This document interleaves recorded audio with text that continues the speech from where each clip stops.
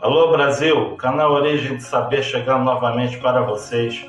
Peço a todos que deixem seu like, se inscreva no nosso canal, ative o sininho das notificações para receber as nossas atualizações.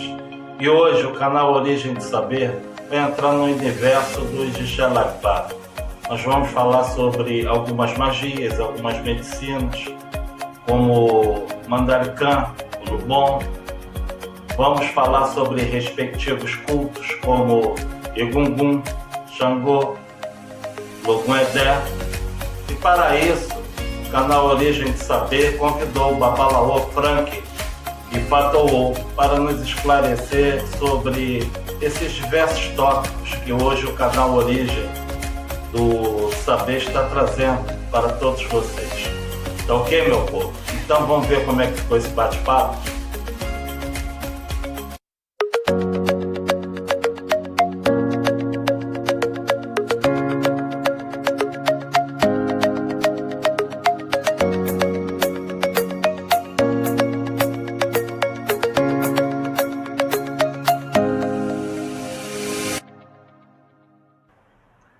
E Fatoou Edé Solá Adebayor. Babalaô, seja muito bem-vindo ao nosso canal. É uma grande satisfação ter o senhor aqui para esse bate-papo. Muito obrigado. Eu que agradeço pela oportunidade de estar participando aqui do seu canal, o Origem do Saber, né? E poder estar contribuindo, dando minha parcela de contribuição também, diante desse trabalho maravilhoso que você vem desenvolvendo aí, trazendo sempre pessoas importantes da nossa cultura afro-brasileira, né, da nossa cultura, da nossa tradição Ifá e Orixá tradicional. Eu acho que é um bom trabalho e que vem acrescentando muito, trazendo muito a luz da verdade, a luz do conhecimento para todos. Muito obrigado e agradeço muito essa oportunidade. Nada, meu velho. Que isso. Nós que agradecemos, né, o carinho com o qual o senhor nos atendeu. Mas, Alô, além de Ifá, quais os demais cultos que o senhor se iniciou? Perfeito, meu velho. Além de Ifá, eu me iniciei no ano de 2010 na cidade de Sequel-Oió, através da família Adebayor, ou seja, de meu babalaô Ifamoagon Loide Adebayor, em memória. Eu também me iniciei no culto de Logum Edé, na verdade me reiniciei dentro da tradição, né? Assim como também o culto Egungun, na cidade de Oxum Xobô, e Obone, na cidade de Badã, também no culto de Ossanha. Então eu tenho feito essa busca de estar reiniciando principalmente nesses orixás de nosso culto, né? Porque segundo a tradição é sabido que a gente só pode iniciar aquilo que nós somos iniciados, né? Ou que nós somos detentor desse poder, detentor desse axé. E como no Brasil, no nosso afro-brasileiro, nós temos o costume, né, dentro do nosso culto, da nossa cultura, de estar iniciando as divindades do panteão de nosso culto, então eu acho que é uma situação cabível, até mesmo responsável, nós estamos buscando nos religar a essas energias de forma a estar dando continuidade àquilo que nós iniciamos aqui em nossas casas, em nossos templos, como uma forma de estar complementando a cultura, a tradição religiosa, a tradição ritualística, né, dessas pessoas que nós iniciamos aqui. Então existe, né, além de todas essas questões, também me iniciei no culto de Emonjá, né, e algumas outras divindades dessa do nosso panteão afro-brasileiro, né, mas em especial a consideração principal de todas essas iniciações é a questão de Ifá, Logum Edé, né, porque eu já era sacerdote Logum Edé quando fui para a Nigéria com esse propósito, né, até mesmo antes da iniciação de Ifá. E Obone, né, essas são, vamos dizer assim, não que as outras não sejam tão relevantes, né, mas essas foram aquelas que mais eu busquei estar me aprofundando e desenvolvendo esse conhecimento, até mesmo para poder a gente estar agregando à nossa cultura, né, essa nova ideia, essa reformulação de nossas tradições dentro do afro brasileiro. Aô, viajar para aquele continente é sempre uma experiência fantástica, né? Existe todo um contraste social, cultural. Eu gostaria de saber do senhor, em sua primeira viagem à África, aquilo que ficou marcado em sua memória. O senhor poderia nos dizer? De fato, isso é uma experiência assim incrível, ainda mais para nós que somos crentes, né, desse universo de cultura orixá, de toda essa nossa religiosidade. É algo magnífico porque nos faz sentir, né, retornando para casa, voltando para casa. Eu costumo dizer que a Nigéria é como se fosse a Meca para os muçulmanos, né? Então é algo assim de grande importância, de grande valia, né, para nossas crenças, para nós como sacerdotes. E uma das coisas que mais realmente me marcou e que ficou gravada em minha memória, no meu conceito religioso, é justamente esse impacto da diferença cultural, né? Porque a verdade resume-se a isso, cultura. Tudo aquilo que nós aprendemos dentro do nosso candomblé, das nossas tradições, são memórias, relembranças dessas culturas, né? E de repente você se depara com a verdadeira e genuína cultura, a origem de tudo isso. E nós passamos a ver que, além de uma questão religiosa, a maioria disso que é nos passado como preceitos e regras dentro do candomblé, isso faz parte não desse universo apenas religioso, mas do universo cultural, da educação, da estrutura cultural daquele povo, daquela sociedade, né? Como religiosos e como pessoas normais, né? Então isso para mim foi muito impactante, justamente por isso, por eu conseguir identificar dentro da cultura original iorubá, né, muitos daqueles traços da educação, dos traços da questão do respeito ao mais velho, independente da questão cronológica, da questão de idade, né? Porque todos aqueles que me instruem no conhecimento, eles são dignos de respeito. E isso vai desde uma criança que te passa o conhecimento até um idoso, um ancião, né, que são os nossos sacerdotes e que nos transmite essa consciência e esse conceito do respeito, da importância do respeito, da importância da convivência em comunidade. Coisa muito replicada no nosso candomblé, mas infelizmente um pouco meio que distorcida a um patamar de deveres e obrigações. Enquanto que lá é algo natural, pois faz parte da educação cultural e familiar, além da questão religiosa. Então isso para mim foi uma das questões que mais me impactou e que mais ficou registrada na minha memória, dentro da minha visão, né? E que eu também passei, após isso, estar aplicando esse tipo de entendimento, porque eu achei bastante coerente diante daquilo que praticamos aqui em nossa diáspora, que está precisando realmente reviver essa reciclagem de entendimentos, né? Fazer essa análise de entendimentos, porque aquilo que se vivencia lá não é nada novo, né?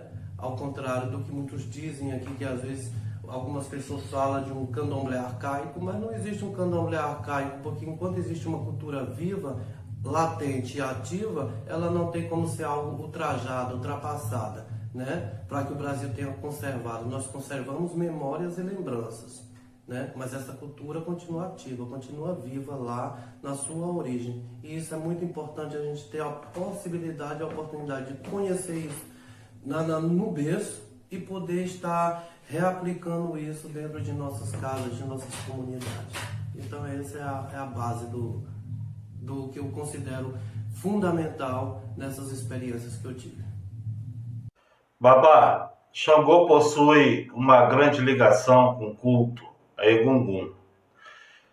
Teria um outro orixá que teria alguma ligação semelhante ou até maior do que Xangô dentro desse culto?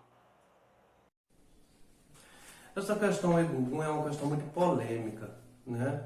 Primeiro porque nós temos aqui, não só no Brasil, mas em toda a diáspora africana pelo mundo, né? Nós temos essa questão de culturas e cultos regionais, né? Dedicado à questão dos mortos, à questão de Egungun, né? Algumas pessoas não consideram Egungun como um orixá, como uma divindade, mas sim como um ser elementar que compõe esse universo, né? Outras pessoas, o que é? No meu caso, eu afirmo sempre que Egungun é o orixá. Egungun é essa divindade que faz essa conexão entre o ser humano e os seus ancestrais e os seus mortos, né? Tanto da comunidade quanto familiar. Então, é um pouco polêmico a gente adentrar nessas questões. Mas você veja bem o seguinte, alguns Itãs Ifá, alguns Essé Ifá, explicam o que Ogum é irmão de Egungun, porque Ogum é irmão de Ouro, né? Da divindade Ouro. E acredita-se através disso que Ogum foi um dos primeiros orixás, né, a praticar, a cultuar, foi um dos primeiros ogés, um dos primeiros sacerdotes no culto Egungun. Então Ogum, mesmo antes de Xangô, ocupa um lugar de grande destaque, né, dentro da cultura e da tradição religiosa Egungun, dentro desse universo que compõe, né, o culto Egungun. Ogum é um dos orixás primordiais, é um dos orixás de relevância extraordinária dentro dessa questão. Justamente por isso, por considerar Ogum, além da divindade irmão de Ouro, que é a divindade mais velha no culto Egungun, digamos assim, né? Ogum também foi o primeiro ogé, porque foi Ogum que cobriu o ouro com o Mariô, que deu ouro à roupa do Mariô para que ele pudesse se vestir, né? E ele pudesse andar por onde ele tinha, pelos caminhos que ele tinha que percorrer, né? E através dessa história sabe-se que depois de todos esses acontecimentos, Egungun veio ao mundo como divindade justamente para poder restabelecer essa harmonia entre os seres celestiais, né, e os seres humanos. Porque nesse momento em que o ouro passou a vagar, a andar pelo mundo, houve um rompimento do Yaorun com o Ebeaie, ou seja, com a sociedade da Terra, porque isso aí, esse acontecimento surgiu justamente desse rompimento quando o Ebeobá quebrou o pacto, rompendo este pacto e levando a roupa de ouro a Iwaorun, né, deixando ele no Aie completamente nu, escondido no mato. Então Ogum veio em auxílio de seu irmão, foi quando Ogum vestiu ele com Mariô. Então, a partir daí considera-se que Ogum foi a primeira divindade a adentrar nesse culto do sacerdócio de Egungun no Aie, né? No nosso Ebeaie, infiltrar isso na nossa Ebeaie, na sociedade da Terra. Então é importante a gente partir sempre desse princípio do Itã Ifá. Do que o Ifá nos diz sobre essas questões, né? Então, além de Xangô, Xangô ocupa de fato uma relevância muito grande dentro do culto Egungun, mas eu vejo Xangô como uma segunda divindade nessa hierarquia, né?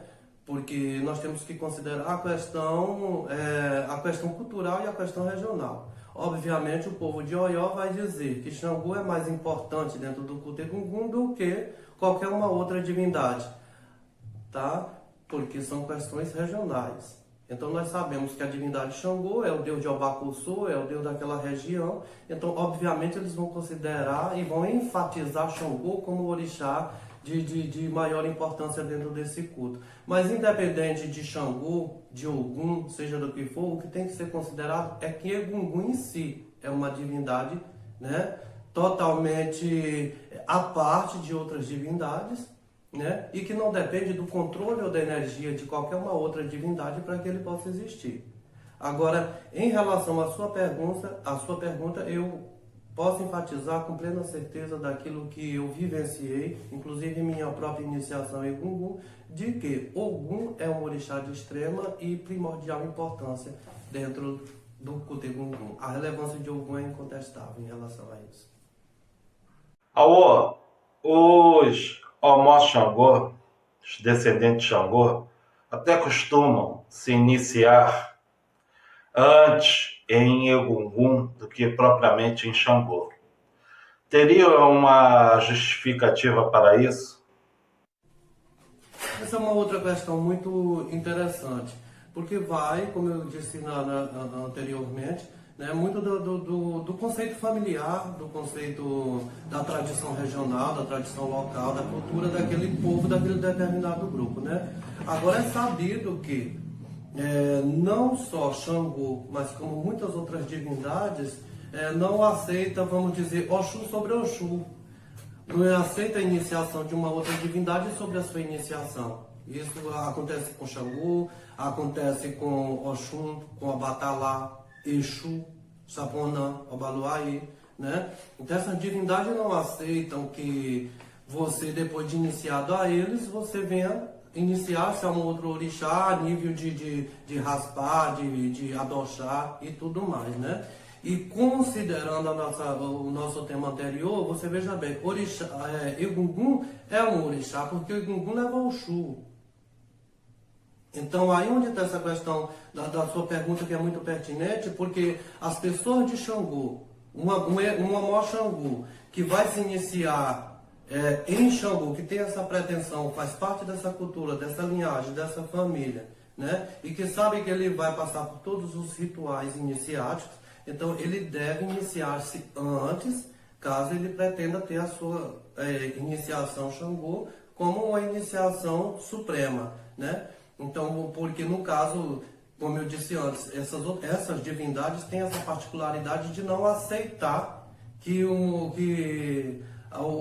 seu homó, o seu iniciado, tenha a iniciação, uma outra iniciação de uma outra divindade sobre a sua iniciação. Então isso não acontece apenas em relação a Egungun, tá certo? É qualquer uma outra divindade. Por exemplo, uma pessoa de Xangô que foi iniciada, passou por todos os preceitos, tomou Oxum e tudo mais, depois dela ter iniciado Xangô, ela não pode mais iniciar nenhuma outra que vai requerer esse mesmo tipo de preceito, esse mesmo tipo de ritualística. Tá? Então não é só Egungun, isso estende-se a todas as outras divindades, né? Com exceção de Ifá, porque Ifá não vai Oxum, né? E o Oxum já é uma questão à parte dentro da ritualística de Orunmilá. Agora, em relação às outras divindades orixás e Irumolés, há essa questão, essa diferença. Então não é só Xangô que tem essa restrição, tá certo? Essas outras divindades também, mas segundo se crê, e como eu disse, é a prática local, a prática regional e familiar que determina essas questões, né? Sabendo-se que essas divindades realmente eles não aceitam esse tipo de uma iniciação com Oxum, uma iniciação de grau equivalente à sua, né? Após ter sido o seu iniciado, ter passado por todo o processo iniciático. Aô, as magias africanas, né, e as medicinas, elas são muito poderosas, né, e são uma prática do povo Yoruba. O senhor poderia falar um pouco sobre o Mandaricã? Isso é uma questão muito interessante também, né, porque compõe, veja bem, tudo isso compõe esse universo de crenças. Então, quando as pessoas falam da magia ou da medicina, eles têm que entender que isso está interligado, né? Porque a magia, além de ser uma medicina, né, com poderes extraordinários, que tem o poder de potencializar as práticas ritualísticas, a questão do nosso ofó, a questão da nossa palavra, dos nossos desejos diante da divindade do Irumolé, diante de todas as divindades, né? As magias elas também funcionam como veículo de curativo, né? É como nós pegarmos aqui um raizeiro, um rezador, né, que tem o conhecimento das ervas, da medicina do mato, do remédio das folhas, das raízes, e aplicar isso através dos chás e tudo mais. Então também a medicina ela parte não só para o poder, vamos dizer, o poder extra espiritual, da questão do poder de potencializar o ofó ou o poder humano. Ela também parte para essa questão da cura, da medicina natural, né? Então existem várias questões aí que é muito interessante ser compreendida quando você ouve um nativo falando sobre a questão da medicina. Tá? Inclusive, por exemplo, essa questão do mandaricã. O mandaricã são amuletos, né? São amuletos de proteções É muito comum você ver os iorubás, não só os iorubás, mas inclusive os beninenses, todos os praticantes dessas culturas, né, usarem vários tipos de amuletos, né, amuletos de proteção contra o ataque de Yamin, contra ataque de Egungun, contra ataque de bruxos e bruxas, né, ou coisas nesses aspectos, contra ataque de espíritos negativos, ou até mesmo contra o envio de outras medicinas, tipo o EP, que são magias que são usadas para lançar maldições, né? São encantamentos usados para lançar maldições e tudo mais. Então, o mandaricão é como se fosse um escudo, uma proteção, é uma magia de proteção que você carrega com você para poder rebater, combater esses tipos de magias maléficas, de ataques negativos, né? Que possa vir a lhe causar danos, a causar algum tipo de tragédia na sua vida, tá? E não só o mandaricã, mas existem outros tipos de medicinas que são colocadas no próprio corpo através de incisões ou através da beberragem, né? Você tomar ela com gin, com a bebida ou com algum outro tipo com mel, suco, né? Então, são também formas de proteção, né? Só que cada uma dessas tem a sua própria, vamos dizer assim, sua própria hierarquia e sua própria linhagem de eficácia, né? Então, o mandaricã, na verdade, eles são amuletos. São amuletos que são colocados no corpo dos eleguns. São amuletos que os sacerdotes carregam como forma de proteção, né? Acontecendo também de até algumas divindades, né, no momento de sua apresentação pública, está com esses mandaricãs, está com esses amuletos no corpo, justamente para evitar esses ataques externos negativos que possivelmente possa vir a causar algum dano à sua comunidade ou ao seu próprio elegum, ao seu próprio povo, né? Então, o mandaricã, a especificação do mandaricã é justamente essa, é proteção.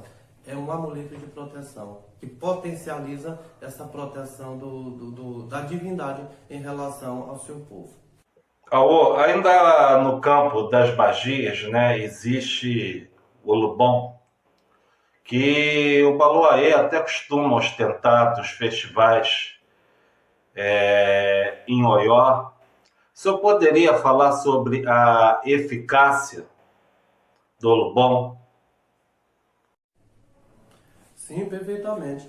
E independente, além do Oluborrum, existem vários outros tipos de magias, de medicina nessa categoria, né? O Oluborrum é uma magia poderosíssima que tem o poder de potencializar de forma assim extraordinária qualquer tipo de solicitação de seu, né, de seu portador. Então, o Oluborrum é um tipo de magia que pode ser usada tanto diante de orixá, quanto Egungun, quanto qualquer divindade que você vá, né, implorar ou dar uma voz de comando para que aquilo se manifeste de uma forma eficaz e de uma forma mais rápida, né? O Oluborrum está aí dentro da categoria do afoxé, né? Que existe vários tipos de afoxé, mas existe essa categoria muito próxima do Oluborrum, como do próprio EP, que é para lançar essas maldições. Então existe o Oluborruns que ele trabalha, vamos dizer assim, de uma forma positiva, outros apenas de forma negativa e outros misto nesse sentido, né? No sentido da forma como ele é aplicado. Agora é o tipo da questão, vai muito da sensatez da pessoa, porque você sabe que a partir do momento que você lança o Oluborrum contra alguém ou sobre uma situação, é algo irreversível. Como muitas magias, muitas medicinas disso, em especial do universo Ifá, são coisas que são irreversíveis. Inclusive os mais velhos sempre nos aconselham a usar isso com muita prudência, a usar isso com muito respeito, porque existem situações que você pode causar com isso aí que nem mesmo Ifá ou outro orixá possa reverter essa situação depois. Então, uma vez lançada, é como uma pedra no fundo do rio. Depois de lançada, você sabe que vai afundar e não sabe onde vai cair, né? Então é uma questão de responsabilidade e tudo mais, tá? Essas magias, por exemplo, no caso de Obaluaê, como Xangô mesmo, e várias outras divindades, tá, que usam não só o Oluborrum, como a Afoxé, como o Mandaricãs e várias outras magias que nem eu falei anteriormente, É justamente por esse tipo de coisa, porque você veja bem, nós temos Egungun que existe dentro dessa questão, Egungun, algumas categorias de Egungun que são relacionadas à guerra, outros ataques, outros de Eleias, são de bruxos, bruxas, né? E todos eles vão lançar mão de seus poderes, né? Que são justamente esses, EP, Afoxé, Oluborum, para potencializar aquilo que eles vão proporcionar e oferecer à comunidade, aquele grupo, né? Então é comum sim você ver Obaluaê portar o Afoxé, o Xangô, né? E outras divindades durante a sua apresentação pública, mas justamente porque para poder potencializar as bênçãos que ele vai estar dirigindo ao seu povo, potencializar as palavras de proteção, as palavras de bênçãos, de progresso, de prosperidade que ele vai estar direcionando ao seu povo, né? Então, a questão chave aí é justamente compreender isso. O Oluborum é uma medicina que, segundo aprendi, trabalha no vento, trabalha no ar.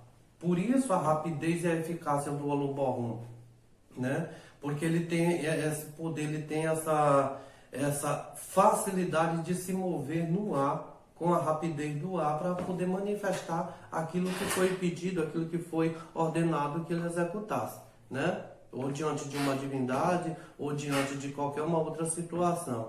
Então não é só o Baluaí, como vários outros orixás lançam mão disso, né? Mas a finalidade que eles aparecem em público, né? Com esse tipo de medicinas, né? De magias, é justamente isso, potencializar as bênçãos que eles, de tudo aquilo de bom que eles vão desejar ao seu povo, né? Durante aquele período do festival.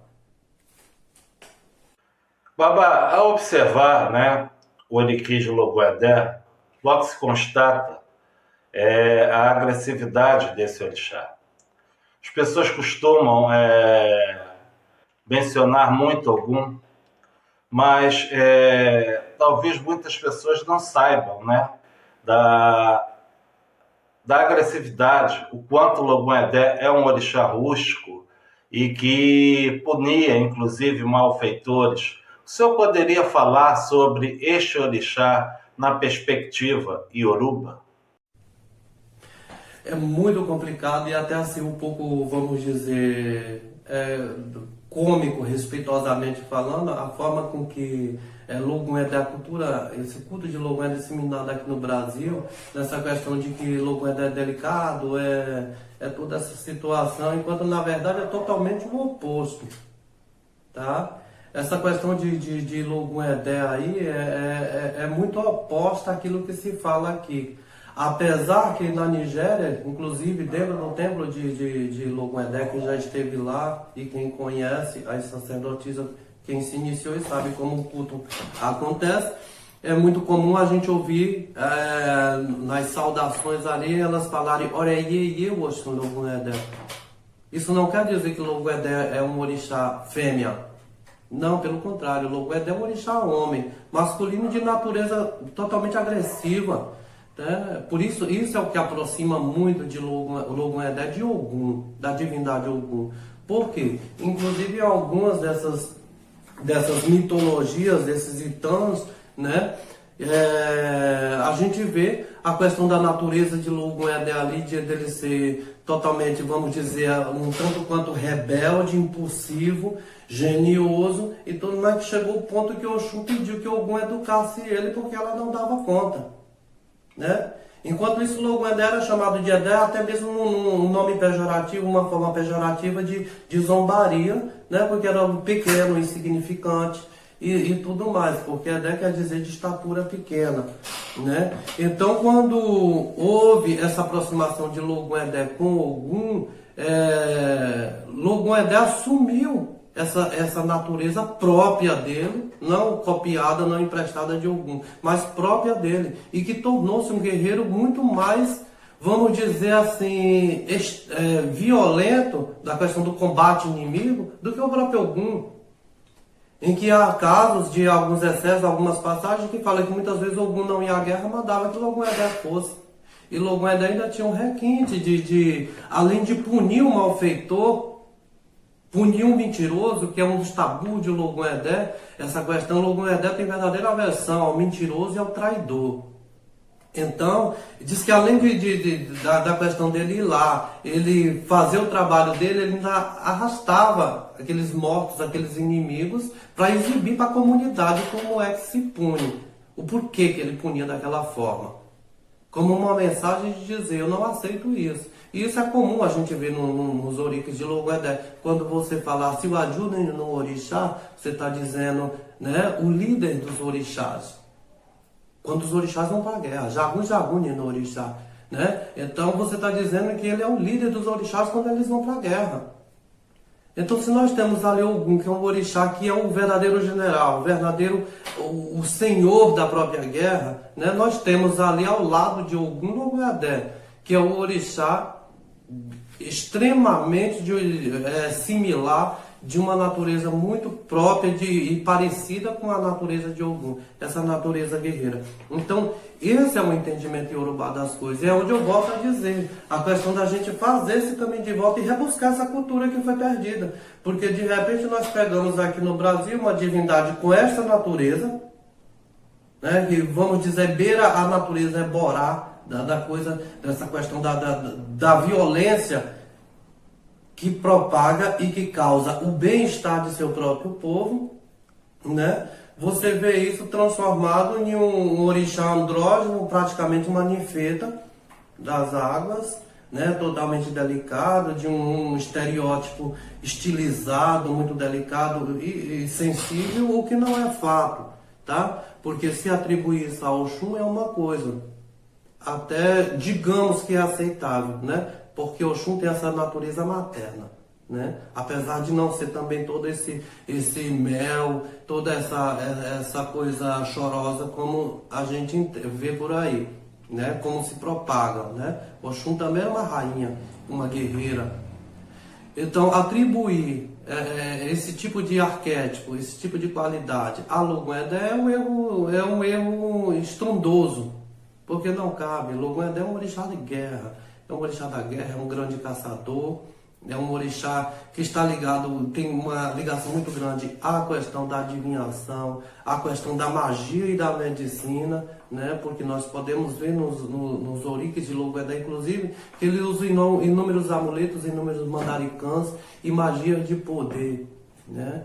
Logoedé é aquele que usa serpentes como guardião da porta da entrada de sua casa. Então você vê nesse contexto dos oriques, dos encantamentos de Logoedé, que é um orixá perigoso, de natureza perigosa no sentido daquilo, não mexa, não ataque.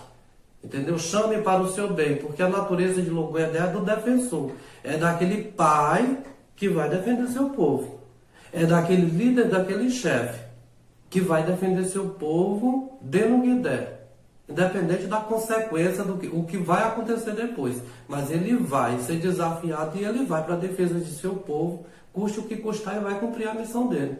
Então, essa é assim que nós devemos vislumbrar Logoedé, como um guerreiro, não um guerreiro sanguinário, assassino, matador, de forma alguma. Como isso também é um grande equívoco falar isso de Ogum. Né? Mas nós devemos ver e vislumbrar essas divindades como o líder, o protetor, aquele guerreiro que é capaz de todas as estratégias para defender o seu povo. E isso é Logoedé. A África, logicamente, ela possui um acervo cultural muito grande, uma quantidade exorbitante de cultos. Existem mais de 400 divindades. Em algum momento, o senhor pensa, quando eu retornar à África, eu desejo conhecer tal culto, desejo conhecer tal divindade. Essas coisas passam pela sua cabeça? Ainda existe uma curiosidade grande quanto a respectivos cultos?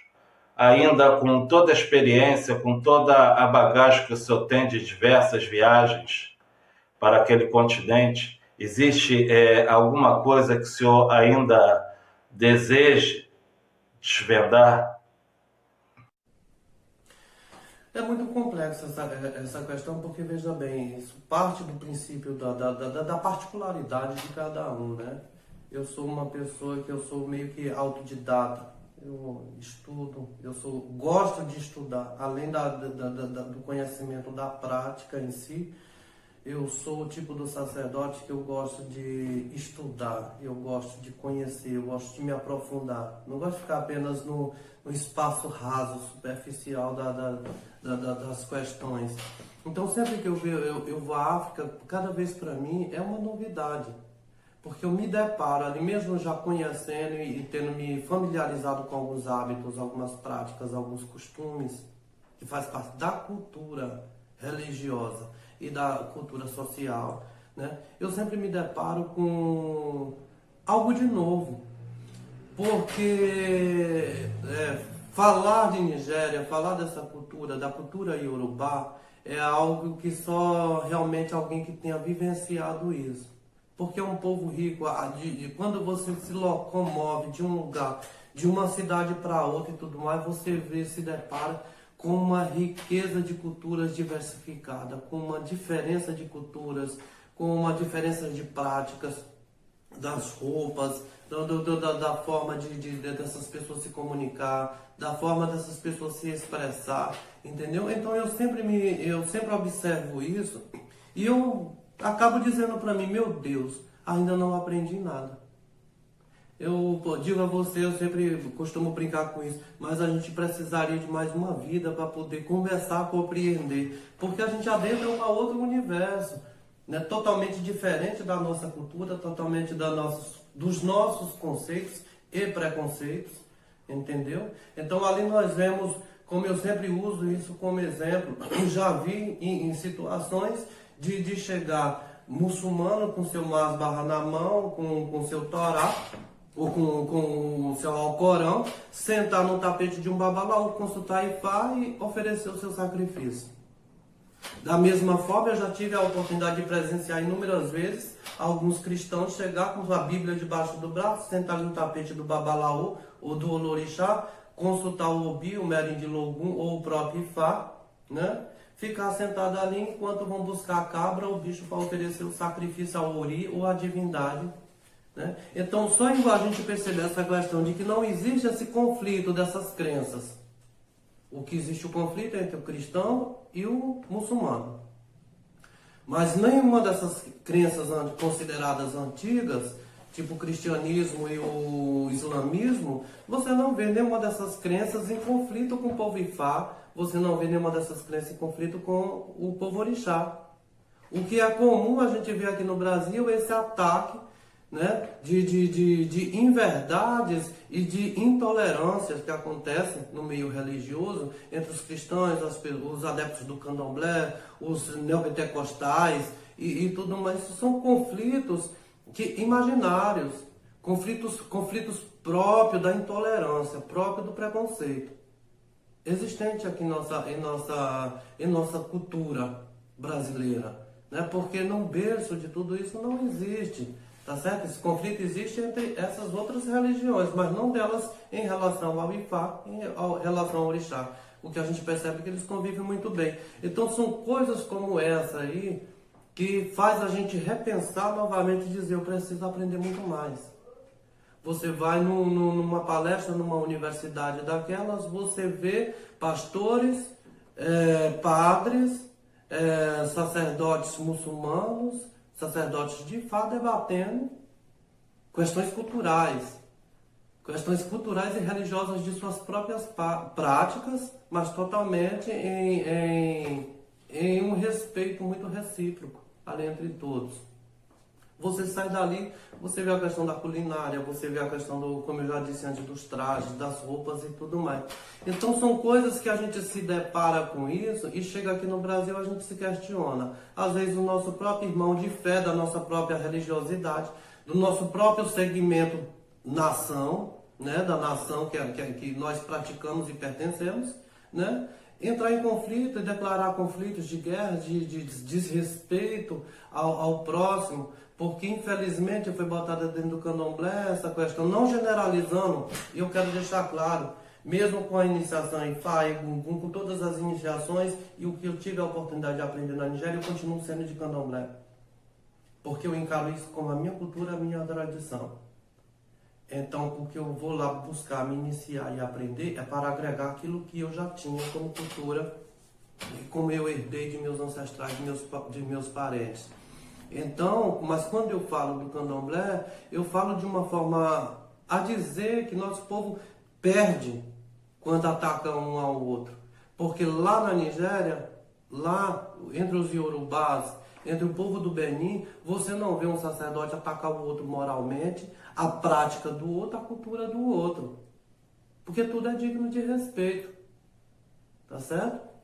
Em Oyeku, Ifá diz, no do Oyekufun, Ifá diz que todas as religiões são vias que conduzem as criaturas a adorar o seu Criador. Então todas as religiões são dignas de respeito. Se todas as religiões são dignas de respeito, todas as nossas práticas também são dignas de respeito. Então eu não posso atacar um bandista, eu não posso atacar o outro cara do Efon porque canta o Ijexá diferente do meu Ijexá.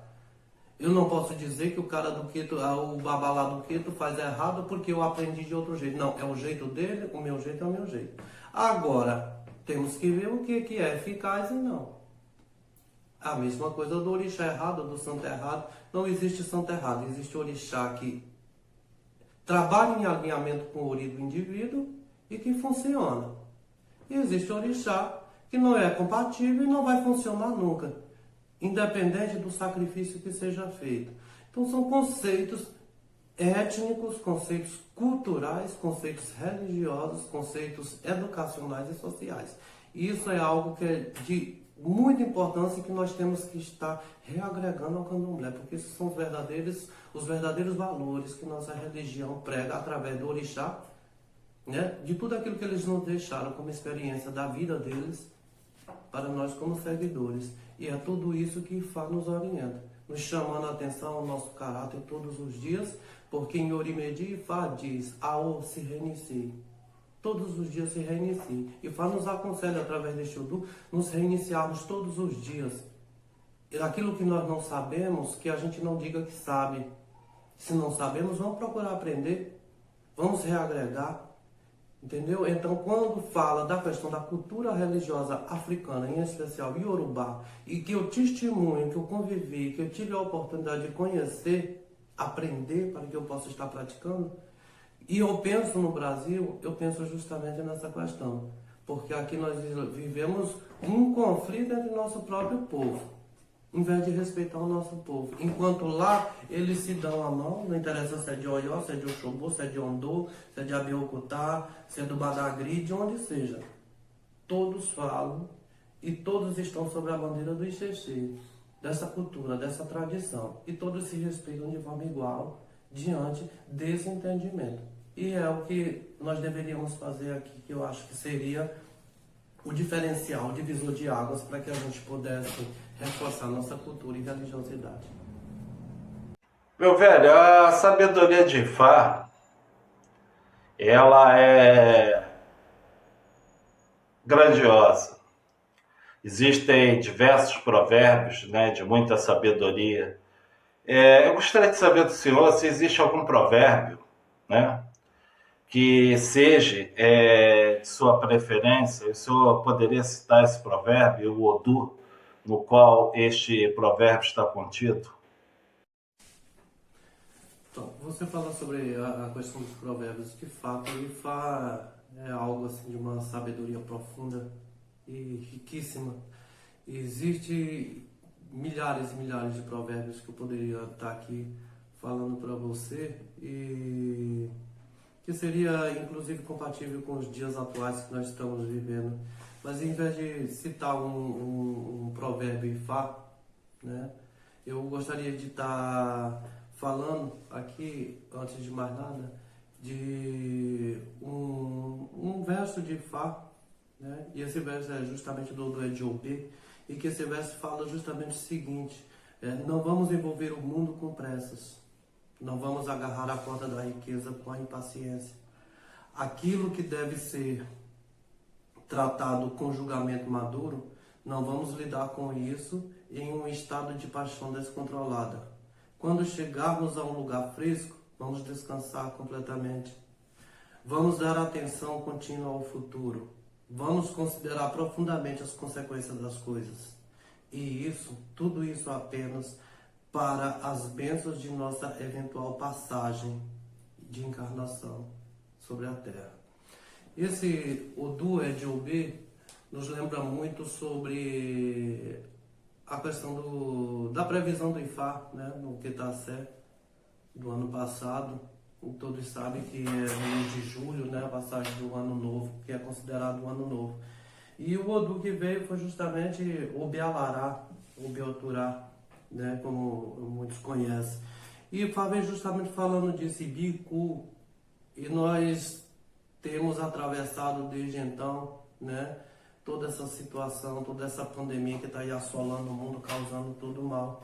E os conselhos de Ifá foram justamente isso. A gente deveria voltar à nossa consciência espiritual para nos livrarmos desse ataque de Ajogun, a perseguição de Elé-Nini, né, de todas essas negatividades que estão aí por cima da terra, atacando, destruindo, matando famílias, né, acabando com nações, causando grandes danos. E como não é diferente aqui no nosso país, né, que a gente tem visto tantos casos lamentáveis aí, quantas famílias, né, perderam seus parentes, seus entes queridos, né, mas Ifá aconselhou.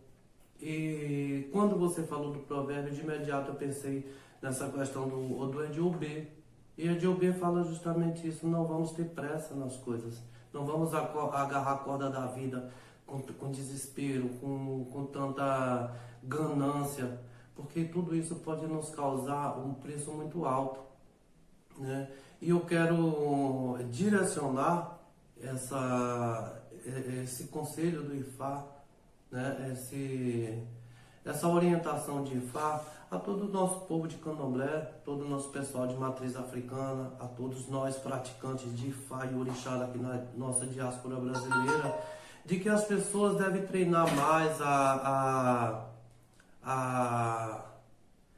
treinar mais a paciência, treinar mais, desenvolver mais o treino da paciência, o treino do respeito, da obediência, o treino em saber que o poder é de Olodumare, o poder é do Orixá, o poder é da divindade, é de Ifá. E nós somos apenas ferramentas e veículos para aplicarmos o bom conselho, né? E aplicarmos esse bom direcionamento a todo o nosso povo, aos nossos seguidores, os nossos iniciados, né? Então vamos aplicar isso para a gente se despir um pouco dessa arrogância, dessa prepotência de acharmos que somos superiores ao outro, que somos melhores do que o outro, né? De que o que importa dentro do axé é o carro do ano que você tem, é a roupa cara que você veste, porque na verdade tudo isso é fantasia, é ilusão, porque o verdadeiro axé é o poder espiritual, o verdadeiro axé é o Iwa Pelé, o bom caráter, o verdadeiro axé é a compreensão e a forma com que você desenvolve em estar transmitindo para todas aquelas pessoas que nos procuram, que acreditam na nossa espiritualidade, uma palavra de conforto, uma palavra de orientação, uma palavra de direcionamento. Então, em vez de um simples provérbio, entre tantos os provérbios de Ifá, eu quero deixar aqui essa mensagem, né, do Obialará, do Obiaturá, de que tenhamos paciência, sejamos pacientes. Não vamos agarrar a corda da vida com a soberba, com a pressa, né, na expectativa de nos tornarmos alguém melhor do que o outro, no sentido de querer nos tornarmos superior, né, do que o outro. Porque Ifá diz que não há estrangeiro no caminho do conhecimento. O conhecimento é de todos e é para todos. Basta apenas a gente querer se habilitar, se encorajar e se vestir da disposição de ir em busca desse conhecimento, nos livrando dessas falsas status, falsa aparência, da arrogância, né? Que tudo isso é o que torna nocivo, né, e que torna prejudicial a nossa cultura e nossa religiosidade. E que possamos continuar lembrando das mensagens de Ifá, né, desde julho do ano passado, até esse ano, de tudo que tem acontecido e que vai continuar acontecendo, porque na verdade o Olodumare e todas as divindades do Iwa-Orum estão nos dando uma mensagem, porque quando a gente esquece de agradecer a Deus, a divindade, todas as bênçãos que eles nos dão, eles nos botam de joelho para que a gente possa lembrar que o céu existe, olharmos para o céu e saber de onde vem todo o poder. Então essa é uma mensagem muito importante de Ifá, que vem se mantendo muito ativa, muito presente até esses dias de hoje. O Oduobê Oturá nos deu esse alerta desde o ano passado, desde julho do ano passado, e vai continuar. E eu uso a palavra de Ediobê, a palavra do Sagrado Odu Ediobê, para dizer às pessoas: não vamos ser desrespeitosos, não vamos nos vestir de arrogância, não vamos nos vestir de pressa em querer superar o outro, porque nós não temos que superar uns aos outros, nós temos que nos juntarmos, botar nosso pensamento, nossas palavras em adoração às nossas divindades, aos conselhos espirituais, seguir esses conselhos para que o mundo se torne um lugar melhor para nós e para nosso povo. Odubá.